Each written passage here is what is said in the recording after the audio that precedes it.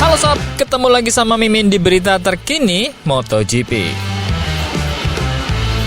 Ya, tes pramusim sudah selesai dan semua tim kini mulai mempersiapkan apa-apa yang akan menjadi senjata balapan pertama di Buriram nanti. Sebuah kejutan yang datang adalah Honda dan Yamaha di rangkaian tes kemarin. Yamaha bahkan disebut kuda hitam di musim 2025 ini. Bagaimana lengkapnya? Kita bahas. Jangan sampai ketinggalan update tentang MotoGP dari TNT. Dengan cara ketik hashtag MotoGP di kolom pencarian agar kamu bisa mendapatkan pilihan berita menarik yang kamu cari. Fabio Quartararo mengatakan dia tidak punya target untuk musim MotoGP 2025 meskipun periode pengujian musim dingin yang positif untuk Yamaha karena kami masih ada di masa di mana kami masih terus melakukan perbaikan.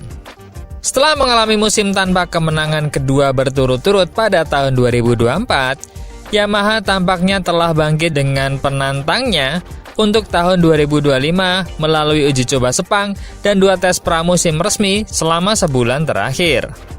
Quartararo mengakhiri tes Buriram di posisi ke-8 pada lembar waktu gabungan. Sementara pembalap Prancis itu menampilkan simulasi sprint yang menggembirakan pada hari Kamis di Thailand. Performa kuat Yamaha di musim dingin telah mendorong beberapa pihak, termasuk Ducati, untuk mempertimbangkan merek Jepang tersebut untuk musim mendatang. Namun, juara dunia 2021 itu tetap berhati-hati dalam menetapkan ekspektasi menjelang musim baru. Saya tidak punya target, tidak punya tujuan, tidak punya apa-apa. Jadi, bagi saya, saat ini terlalu sulit untuk menetapkan tujuan karena kami masih dalam rangka memperbaiki setiap kekurangan. Kita harus berpikir bahwa saat ini kita berada dalam situasi di mana kita masih bisa melakukan perbaikan. Saya pikir, target akan ditetapkan sebelum sprint dan sebelum balapan. Menurut saya, lebih baik menetapkan tujuan saat kita sudah merasa cukup atau yakin dengan apa yang kita capai. Fabio Quartararo kemudian menjelaskan masalah ban. Quartararo mengalami kesulitan dengan ban depan yang dibawa Michelin ke uji coba Buriram, dan hal ini masih berlanjut hingga hari Kamis. Saya kira kondisi di Sepang berbeda. Dan juga perbedaan di sini adalah saya tidak memiliki perasaan yang hebat di bagian depan. Dan saya pikir 2/3/10 terutama pada momen time attack hilang di area ini. Lalu, dari segi kecepatan, saya rasa sama seperti di Malaysia. Saya rasa simulasi sprint kami lebih lambat. Dan saya pikir di sini lebih lambat daripada pemain teratas.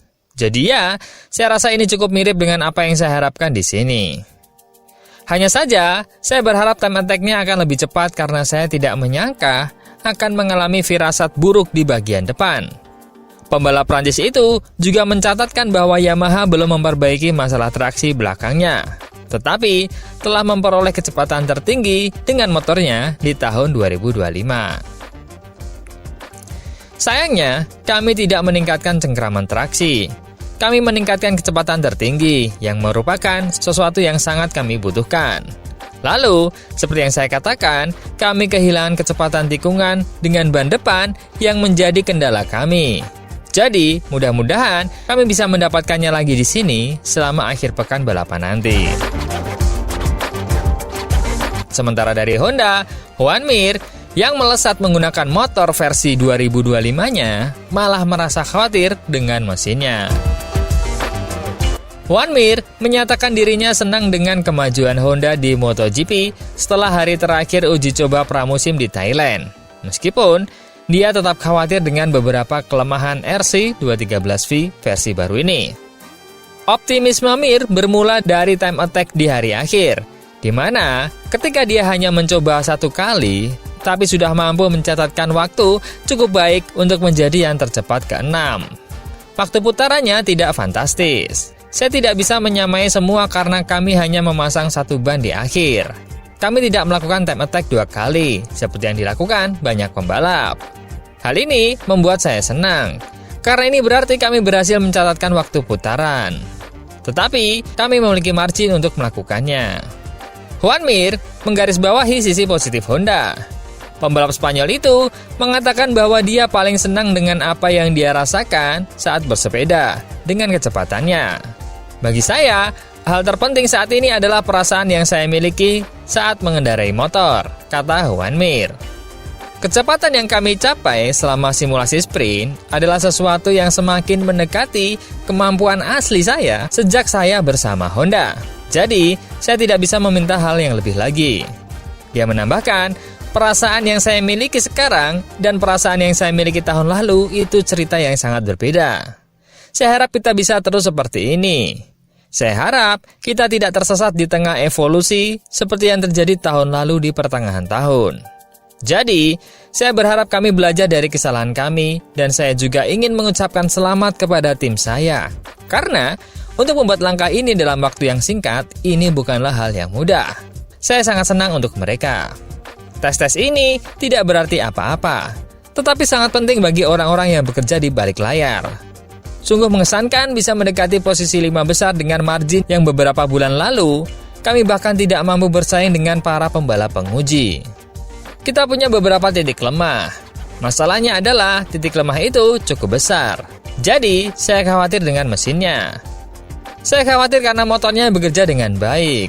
Tapi masalahnya adalah di lintasan lurus, kami adalah yang paling lambat. Hari ini, kami mampu mencatatkan waktu putaran yang cukup tinggi. Dan melawan motor yang mungkin tidak mampu saya lawan di lintasan lurus. Jadi, dalam hal balapan, kami sudah kalah dalam pertarungan. Itu sedikit membuat saya khawatir. Sedangkan Luca Marini menginginkan verifikasi dari GP normal. Rekan tim Juan Mir, Luca Marini memiliki optimisme yang sama dengan Juan Mir. Namun, pembalap Italia itu khawatir lebih pada cengkraman. Karena kondisi lintasan di Buriram sangat baik dan juga memiliki cengkraman yang sangat tinggi. Hal itu menjadikan tes 2 hari kemarin belum sepenuhnya mewakili akhir pekan balapan normal.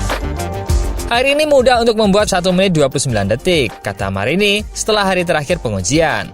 Di GP, kami harus memeriksa, karena kondisi lintasan hari ini dan kemarin luar biasa. Ini menyembunyikan beberapa masalah yang kami miliki, misalnya seperti cengkraman, karena dalam kondisi seperti ini, cengkramannya luar biasa.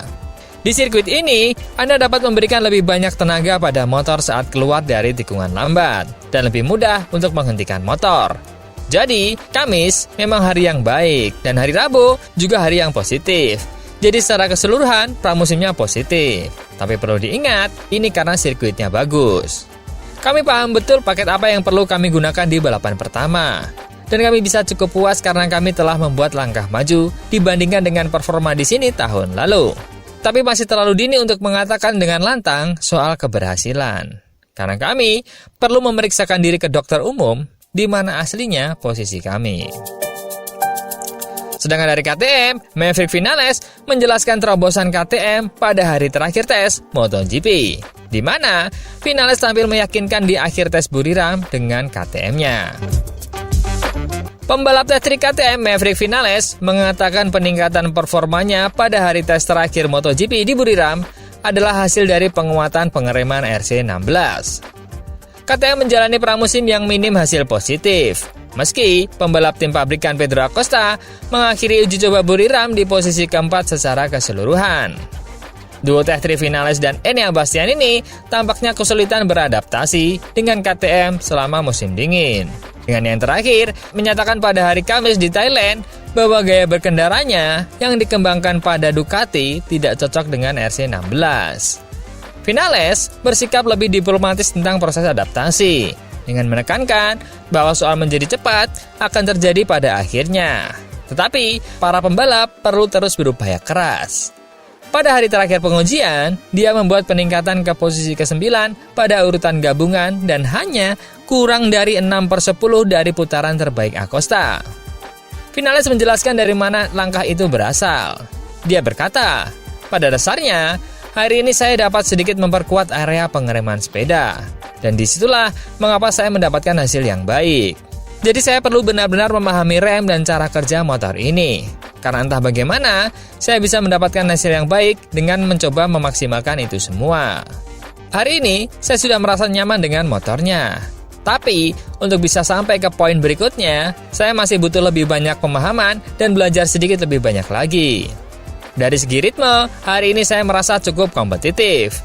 Dari segi satu putaran, saya masih merasa kurang di sini dan juga kurang di sana. Jadi, saya tidak sempurna saat melakukan satu putaran penuh. Tapi, overall itu tidak buruk, karena hasilnya lebih baik daripada di Sepang. Yang pasti, saya ingin tahu semuanya dari motornya. Tapi mungkin 3 hari lagi tes penuh untuk lebih memahaminya. Wah, Honda, KTM, Yamaha mulai seru nih. Gak sabar lihat balapan di hari pertama. Menurut teman-teman gimana? Siapa jagoan kalian? Coba komen.